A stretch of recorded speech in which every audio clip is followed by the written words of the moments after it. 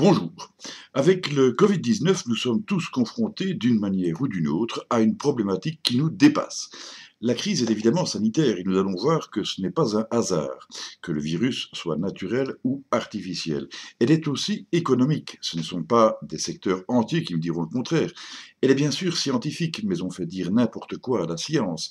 Elle est aussi sociale, politique et militaire, et elle est même relative au surnaturel. Nous allons voir ça ensemble.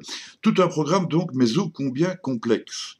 Voilà déjà maintenant plus d'un an que je me penche sur la question, et avec d'autres youtubeurs et lanceurs d'alerte, nous avons dégagé une multitude de points qui démontraient que tout cela relevait d'une vaste manipulation, points aussitôt démentis au nom du complotisme ou du conspirationnisme pour faire plus élégant. Élégant, nos détracteurs n'en mettent pas pour tenter de nous contredire. L'une de leurs armes favorites étant l'insulte parfaitement digne de leurs auteurs. Décrédibiliser l'adversaire et lui trouver des casseroles est un excellent moyen pour occulter les siennes. Trafiquer la réalité est souvent le meilleur moyen de faire passer des mensonges, et assigner quelqu'un à résidence, c'est bien se donner le champ libre. Parfois, il faut se donner les moyens d'élucider une énigme. Feu mon père m'avait donné, alors que j'étais gosse, de bons petits trucs à ce sujet. Ils restent pleinement valides, je les ai seulement remis au goût du jour.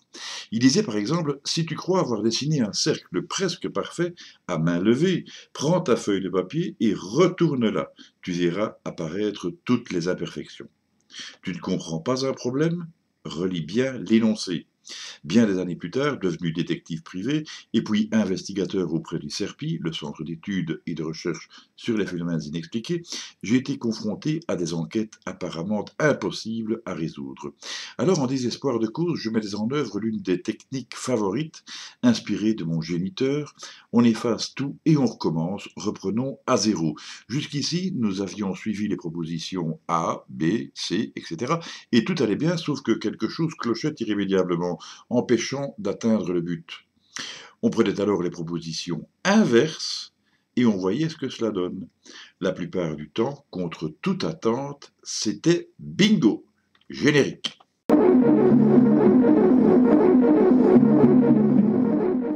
Je ne vais pas vous le cacher, et cela va bien cadrer avec la facette complotiste, au tout début de la crise, je me suis dit, et si le Covid-19 n'existait tout simplement pas? Après tout, on nous parlait d'un nouveau virus, mais un virus est si petit qu'il est invisible, et c'est bien pratique si on veut dissimuler, d'autant que les personnes lambda n'ont aucune possibilité de le vérifier par leurs propres moyens, et sont donc bien obligées de faire confiance. Invisible est venu d'un pays lointain, sauf pour les Chinois naturellement, mais présentant également toute une panoplie de symptômes somme toute banals, un peu comme ceux d'une grippe classique. Un camouflage parfait, quoi. À charge des médias, des autorités, du milieu hospitalier éventuellement soudoyés ou intéressés ou occultés, de présenter la version qui lui plairait. De toute façon, le petit peuple n'y verrait que du feu, mais quoi de plus propice pour nous déclarer en guerre? Mais on le sait à présent, cette hypothèse ne tenait pas la route.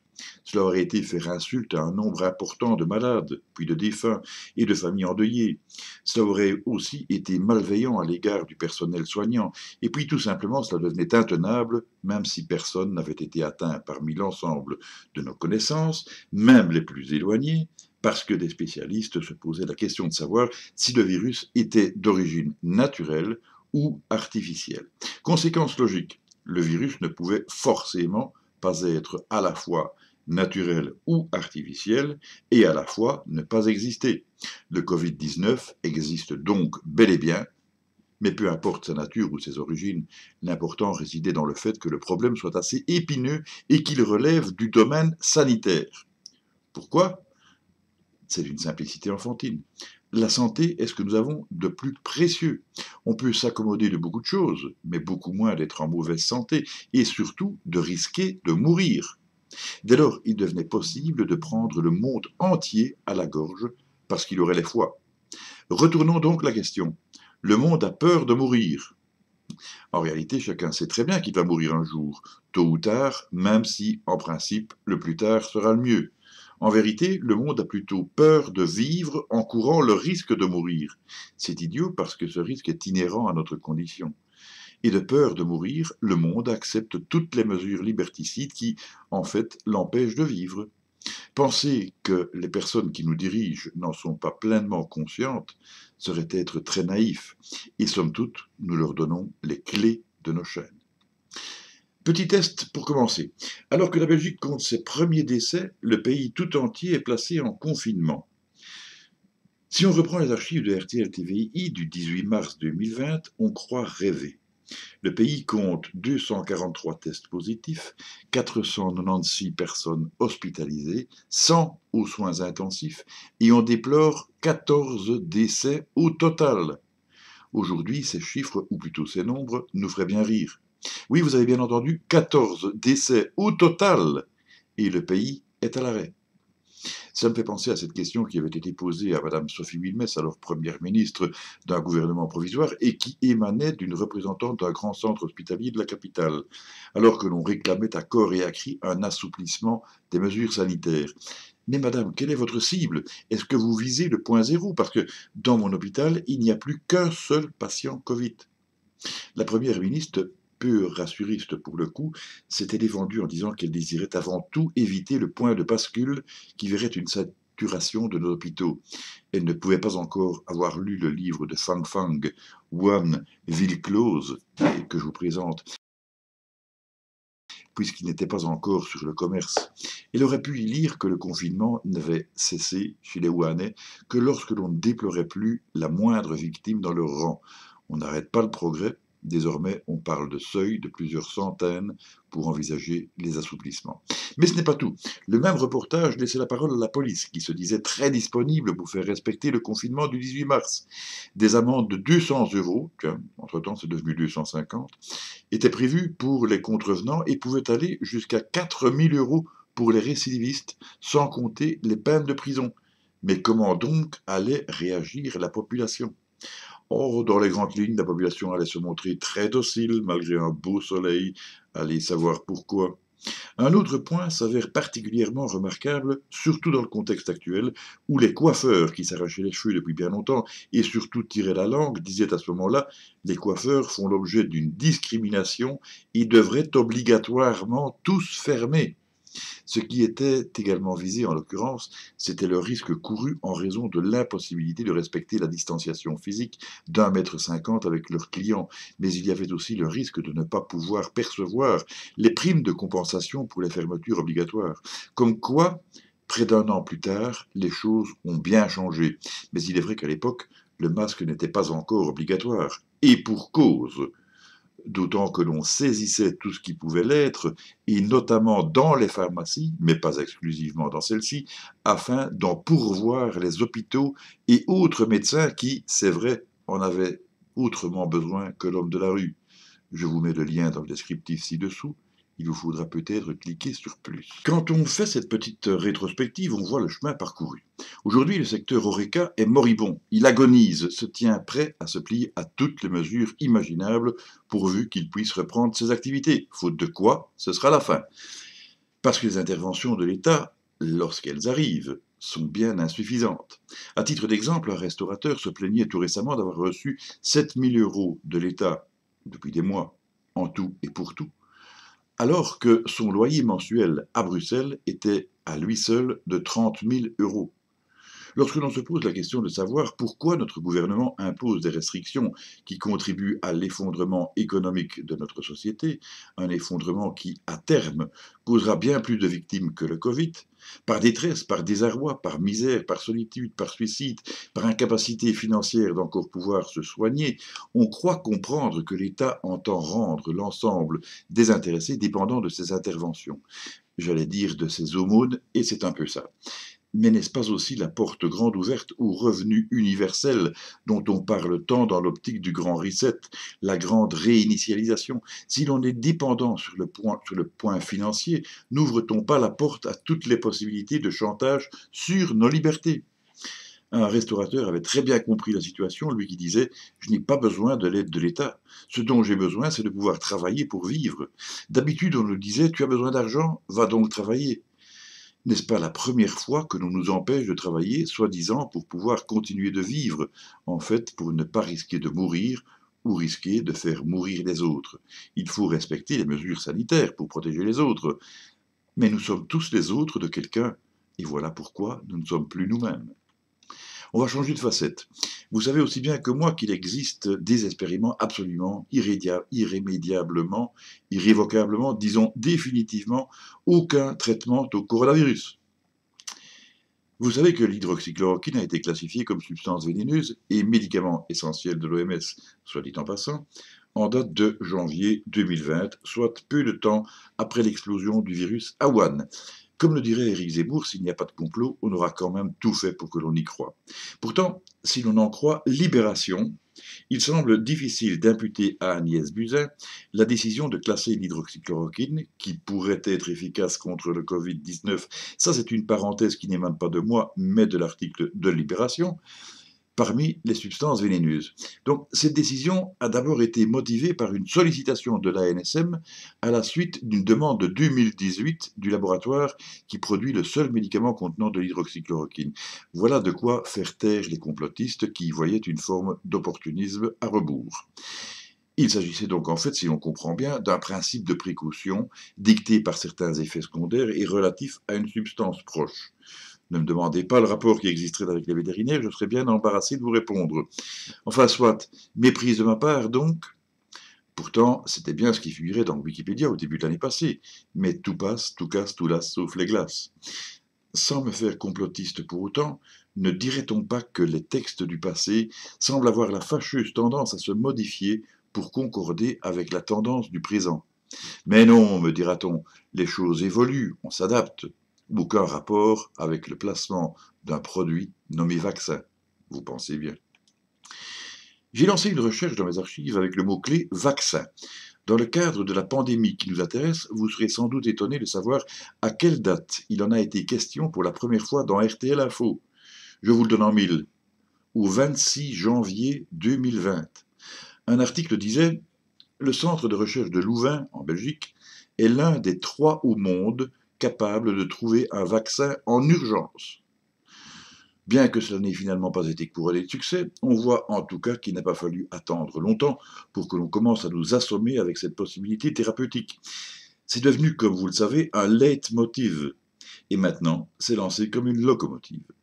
Sauf qu'il est infiniment moins question de principe de précaution, puisque l'on est sûr que d'une chose, c'est que l'on est sûr de rien. Même M. Vaccin avoue que l'on ne sait pas. On ne dispose forcément d'aucune donnée sur les effets secondaires à long terme, puisqu'il a été élaboré en un temps record. Encore moins sur les personnes âgées, qui pourtant sont prioritaires. On ne sait rien en matière d'allaitement ni de fertilité. On ne sait pas trop ce qu'il en est quant à la transmission éventuelle du patrimoine génétique. Mais on sait que les décès survenus récemment sont sans lien de cause à effet avec l'administration du vaccin. Par contre, on ne sait pas si l'on peut faire confiance à ces propos, parce qu'à force de nous avoir tout dit et son contraire, on ne sait plus qui croire. Mais retournons à la question. Le vaccin est donc certainement bénéfique. La balance bénéfice-risque est clairement à son avantage. Pourquoi donc faire peur à ce point à la population pour quasiment l'obliger à souscrire à une thérapie révolutionnaire? Pourquoi envisager encore de restreindre ses libertés, ou plutôt subordonner ces dernières à la prise du vaccin, si ce n'est pour lui conférer un caractère d'obligation qui contraste étrangement avec la base volontaire présentée depuis le début? C'est un peu l'astuce de la carotte et du bâton, sauf qu'ici le bâton sert à la fois à leurrer et à frapper l'âne qui ne voudrait pas avancer. Mais on n'est pas vraiment. L'affaire masque aussi l'abandon du domaine hospitalier pour lequel se dresse au quotidien le spectre de la saturation. Ce spectre est pourtant présent de longue date et c'est loin d'être un fantôme. Je vous en ai déjà parlé, notamment au travers de certaines de mes lectures, telles que Médecine en danger, où s'exprime une idée reprise plus récemment par Christophe Barbier dans son livre Les tyrannies de l'épidémie chez Fayard. Le personnel soignant nous avait pourtant bien fait comprendre qu'il avait bien moins besoin de nos applaudissements, alors qu'il ne faisait que son travail, son métier, et plutôt bien d'ailleurs, que de moyens matériels et financiers, mais aussi simplement humains, que nos gouvernements leur refusent de longue date. Vous ne me croyez pas? Je vous avoue que j'avais moi aussi bien du mal à y croire, et ce, en dépit des multiples cris d'alerte prononcés de ci et de là. Mais vous le savez comme moi, on ne croit souvent que ce que l'on voit. À ce titre, les vidéos d'urbexeurs de ma connaissance ont bien démontré toute l'étendue du désastre. Précisons tout d'abord que l'urbex, c'est l'exploration urbaine. On aurait donc dû dire exurbe, mais c'était moins joli et plus difficile à prononcer. Il s'agit de la visite de lieux abandonnés. Alors on penserait volontiers à de vieilles bâtisses, de vieux châteaux, des manoirs, etc. Eh bien, il se fait que l'on trouve bel et bien dans notre pays et ailleurs des hôpitaux, des cliniques abandonnés.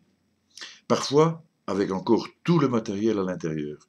Il n'y manque que le personnel, les infirmières et les médecins. Oui, dans certains cas aussi, un peu d'entretien, c'est clair. Certains lieux sont parfois aussi très délabrés. Je vous invite à consulter la fiche de suggestion que vous trouverez ci-dessus.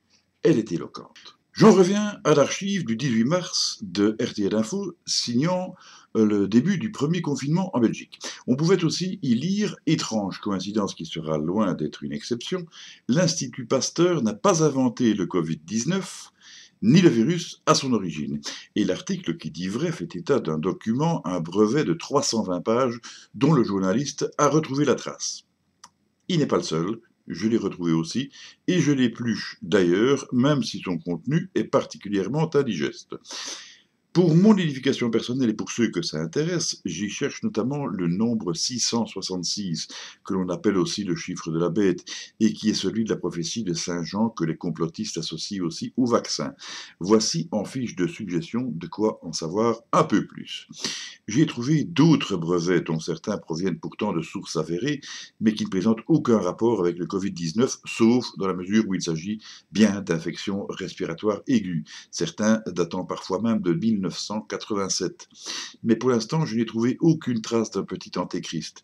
Par contre, il existe bien une référence portant le libellé 2020-06-06-06 et relatif à l'identification basée sur l'activité corporelle et donnant accès à une crypto-monnaie. De là à imaginer un système de nanoparticules présentes dans le vaccin, relayées éventuellement par la 5G ou via une puce RFID, il n'y a évidemment qu'un pas, mais je me garderai bien de le franchir pour l'instant. Par contre, on peut d'ores et déjà avancer qu'un vaccin comporte bel et bien des nanoparticules lipidiques, donc des petites boules de graisse. Ce n'est pas exceptionnel d'ailleurs. Quant à savoir ce qu'elles contiennent, je ne vais pas vous le dire tout de suite, et certainement pas avec une précision exhaustive, car on se doute que si les autorités voulaient garder le secret sur ce sujet, ils n'auraient pas la sottise de l'indiquer sur la notice. Donc, je poursuis les recherches, ce qui me prend beaucoup de temps, et c'est ici que les investigations se ramifient et deviennent vachement compliquées, mêlant sciences pointues, éventuels secrets militaires, langues étrangères et contexte juridique. Mais avant d'aller plus loin et de vous donner déjà quelques bribes d'explication, j'aimerais vous présenter le travail remarquable que vous trouverez, si tout va bien, en fiche de suggestion ci-dessus. Je vous invite vraiment à suivre cette vidéo parce qu'elle en vaut vraiment la peine. C'est du beau travail et une partie de la réponse s'y trouve peut-être. Alors nous voici donc dans la partie surnaturelle de la question avec le fameux 666. Le texte dit ceci et concerne particulièrement les croyants. Il lui fut donné d'animer l'image de la bête de sorte qu'elle ait même la parole et fasse mettre à mort quiconque n'adorerait pas l'image de la bête.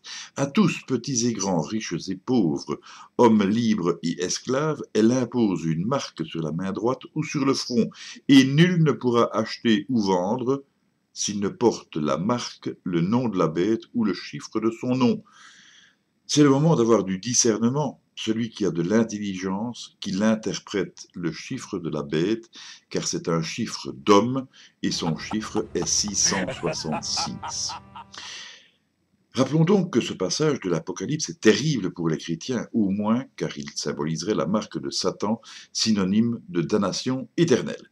Je rappelle aussi que l'éternité c'est long, surtout vers la fin, et pour ma part, je préfère aussi me trouver du bon côté du barbecue.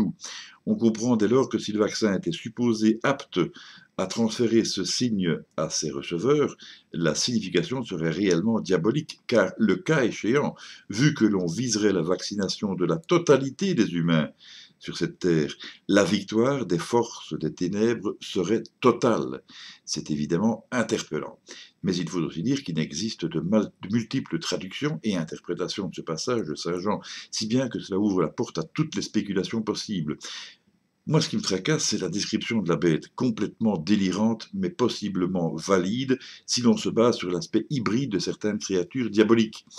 Mais tout de même, cette tête est dit corps terminé par des diadèmes avec pattes de panthère, corps d'ours et paroles de dragon, donnant puissance et le trône. Je veux bien, mais ça fait aussi un peu désordre, même si on pourrait y voir l'image de la Russie, avec l'ours, et de la Chine, avec le dragon. La puissance et le trône pourraient symboliser le nouvel ordre mondial, mais c'est aussi un peu y voir ce que l'on voudrait y voir dans un raisonnement complotiste. Si l'on s'en réfère à la puce RFID, comment expliquer que celle-ci se trouve sur la main droite et surtout sur le front? Sur le plan pratique, ça ne tient pas, à moins que vous ayez une autre idée. Même le chiffre de la bête comporte de nombreuses variantes, dont le 616 est sans doute le plus connu, mais on a aussi le 646 et le 665. À ce compte-là, on finira toujours bien par trouver une correspondance dans tous les brevets, sans pour autant que cela ait une signification particulière. Au sujet de la crypto-monnaie, on a évidemment une occurrence assez parlante avec le descriptif suivant, mais qui nécessite quand même de s'accrocher, je vous l'avoue. Alors, le voici. L'activité du corps humain associée à une tâche fournie à un utilisateur peut être utilisée dans un processus de minage d'un système de crypto-monnaie. Un serveur peut fournir une tâche à un dispositif d'un utilisateur qui est couplé de manière à communiquer avec le serveur. Un capteur couplé de manière à communiquer avec un dispositif de l'utilisateur ou compris dans ce dernier peut détecter l'activité corporelle de l'utilisateur. Des données d'activité corporelle peuvent être générées sur la base de l'activité corporelle détectée de l'utilisateur. Le système de crypto-monnaie de la présente invention, couplé de manière à communiquer avec le dispositif de l'utilisateur, peut vérifier si les données d'activité corporelle satisfont une ou plusieurs conditions définies par le système de crypto-monnaie et attribuer une crypto-monnaie à l'utilisateur dont les données d'activité corporelle sont vérifiées. Ouf! Là, on voit bien le rapport entre un système qui serait intégré au corps humain et qui donnerait accès à un système de paiement, et il y a un rapport avec le 666 à cause du libellé.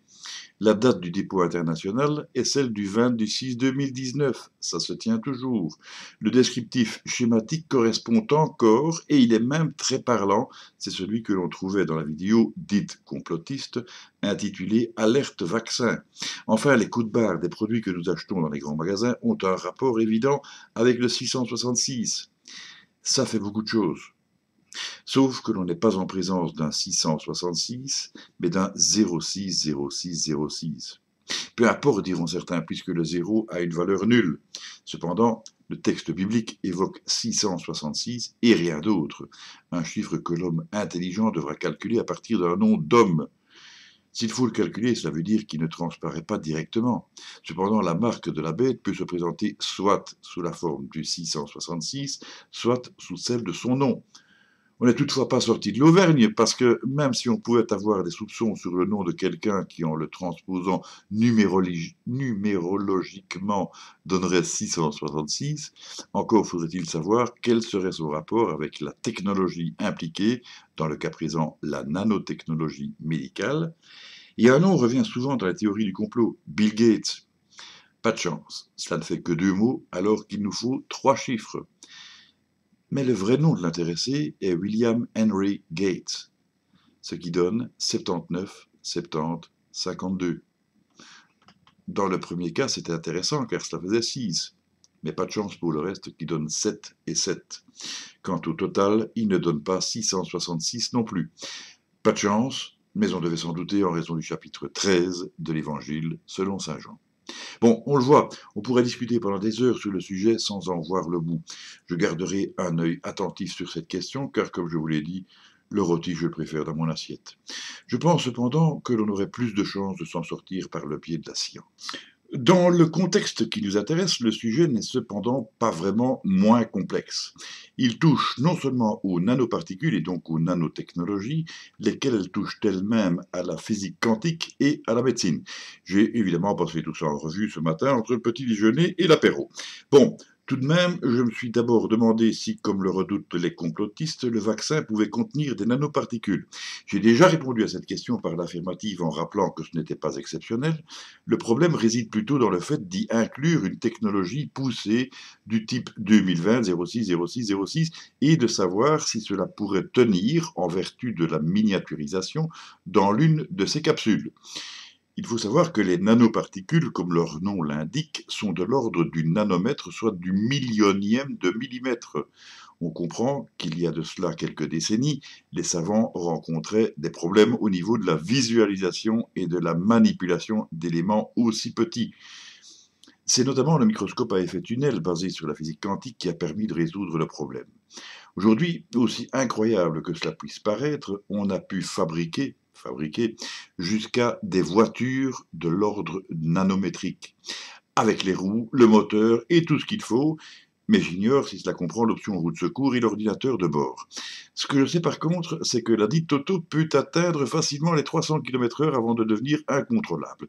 Ne me demandez pas pourquoi, je suppose que cela doit être un problème d'aérodynamique ou de carbu. Dans ces conditions, on comprend aisément que la réponse à une autre question était toute trouvée. Oui, une telle technologie pouvait être incluse dans une nanoparticule et passer par la pointe de la seringue. Et oui, une puce RFID miniaturisée pourrait s'y trouver. Mais en fait, de puce RFID, ce qui se trouve dans les nanoparticules serait plutôt le fameux ARN messager, la partie lipidique servant de protection afin d'assurer la livraison et d'éviter que les substances organiques ne détruisent le dit messager. Remarquez s'il apporte de mauvaises nouvelles. Si vous désirez connaître la composition du reste du vaccin, je vous invite à lire ce qui suit, ce qui m'évitera de me décrocher la mâchoire.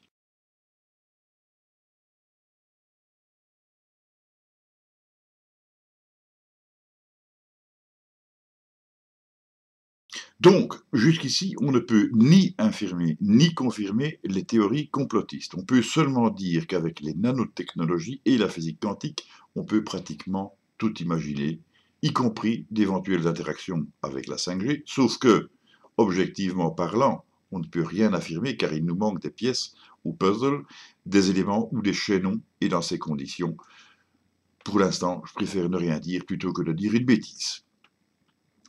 Je vais toutefois terminer par deux anecdotes savoureuses. La première provient de ma découverte récente d'un auteur qui mérite d'être connu, Robin Cook.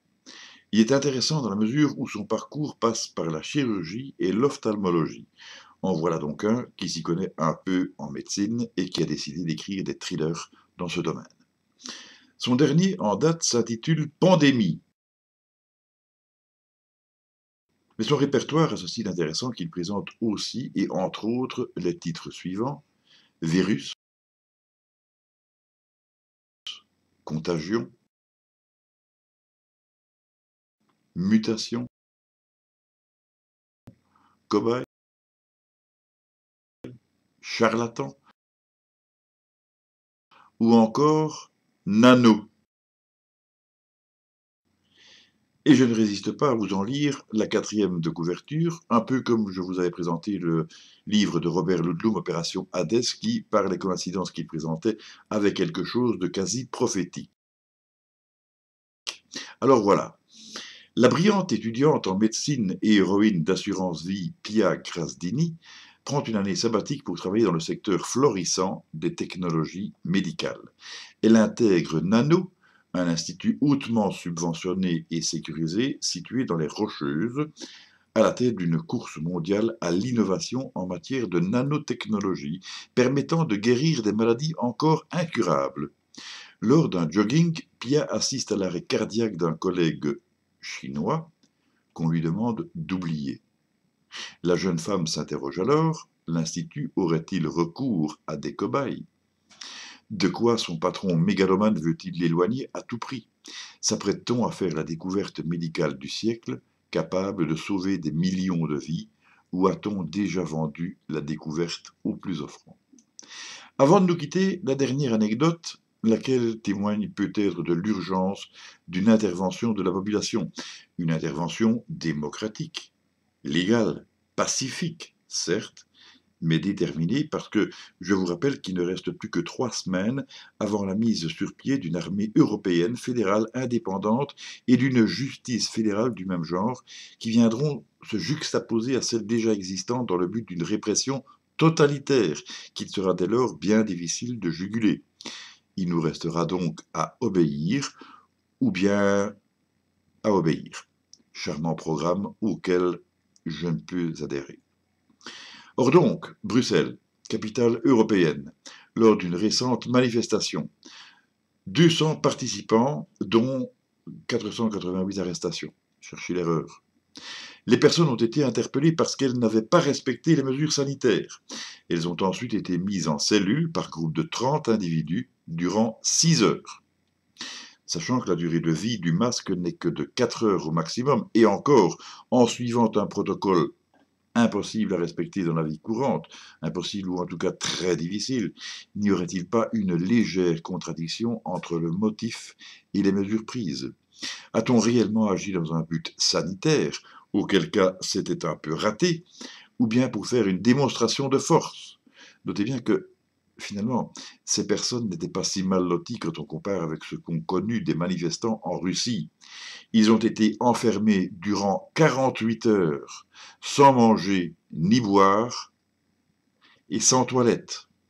Là, je pense franchement que le but sanitaire a vraiment échoué.